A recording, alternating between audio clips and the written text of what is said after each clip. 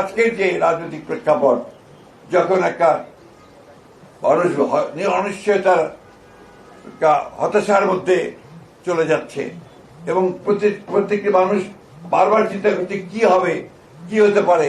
আমরা দেখছি যে বাংলাদেশের শত্রুরা তারা আবার মাথা চালা দিয়ে উঠতে শুরু করেছে, মাথা তুলে উঠতে শুরু করেছে।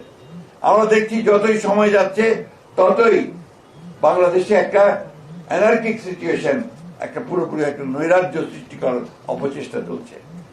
দুর্ভাগ্যক্রমে আমরা দেখছি যে সোশ্যাল মিডিয়াতেও সেই প্রোপাগান্ডা, আপনার মিসইনফরমেশন, মিথ্যা প্রচার দিয়ে বাংলাদেশে একটা আপনার নৈরাজ্য সৃষ্টি করার প্রক্রিয়া চলছে। আজকে তারই প্রেক্ষিতে 7ই নভেম্বর আজকে আমাদের কাছে অত্যন্ত গুরুত্বপূর্ণ।